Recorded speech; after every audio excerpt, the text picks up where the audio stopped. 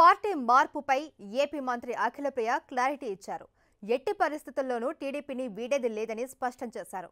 తమ ప్రతిష్ట దెబ్బతీసేందుకే తప్పుడు ప్రచారం చేస్తున్నారన్న భూమా అఖిలప్రియ ఆళ్లగడ్డలో మళ్లీ టీడీపీ జెండా ఎగురవేస్తామని ధీమా వ్యక్తం చేశారు.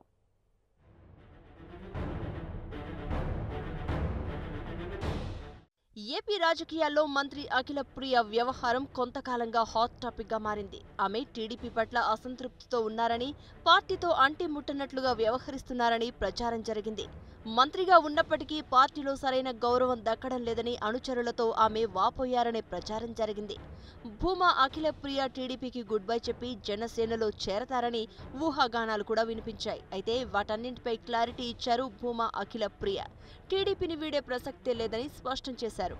తమ ప్రతిష్టను దెబ్బతీయడానికి కొందరు వ్యక్తులు తాను పార్టీ మారుతున్నట్లు అసత్య ప్రచారం చేస్తున్నారని అఖిలప్రియ మండిపడ్డారు. పార్టీకి తనకు మధ్య ఎలాంటి విభేదాలు లేవని ఆమె తేల్చి చెప్పారు. భూమా నాగిరెడ్డి చనిపోయినప్పటి నుంచి చంద్రబాబు తనకు అండగా ఉన్నారని, అలాంటప్పుడు పార్టీ ఎందుకు మారుతానని ప్రశ్నించారు. ఈరోజు ముఖ్యమంత్రి గారు నాకు భూమా నాగిరెడ్డి గారు చనిపోయిన తర్వాత ఎంత చేశారో ప్రజలందరికీ తెలుసు, నాకు తెలుసు. ఎందుకు పార్టీ మారుతున్నాను అనేది కూడా ఆ ఛానల్ వాళ్ళు బయటకు వచ్చి చెప్తే కూడా బాగుంటుంది. ఈరోజు ఎంతసేపు ఉన్నా అట్లా అనుకుంటున్నారు, ఇట్లా అనుకుంటున్నారని చెప్పి స్టోరీలు రాస్తున్నారు. ఎందుకు పార్టీ మారాలా నేను? ఈరోజు ముఖ్యమంత్రి గారు నాకు ఇంత పదవి ఇచ్చి, ఇంత మర్యాద ఇచ్చి పార్టీలో మా భూమా నాగిరెడ్డి గారు చనిపోయిన తర్వాత ఏదైతే నా తండ్రి ఇచ్చిన హామీలను నెరవేరుస్తున్నారో ఇవన్నీ చేస్తున్నందుకు నేను పార్టీ మారాలా? లేకపోతే ఈరోజు ఆళ్లగడ్డ అభివృద్ధికి నాకు ఇంత సపోర్ట్ చేస్తున్నందుకు నేను పార్టీ మారాలా? ఈరోజు తండ్రి చనిపోయిన తర్వాత నా కుటుంబంని ఆదుకున్నందుకు నేను పార్టీ మారాలా?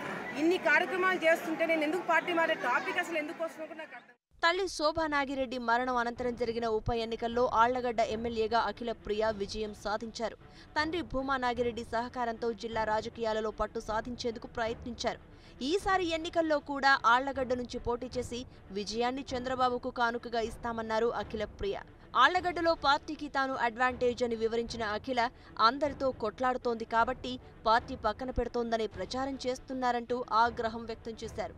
అటు గన్మెన్లను పక్కన పెట్టడంపైన మంత్రి క్లారిటీ ఇచ్చారు. టీడీపీ కార్యకర్తలపై తప్పుడు కేసులు పెడుతున్నారని, ఈ విషయాన్ని సీఎం దృష్టికి తీసుకెళ్లామన్నారు.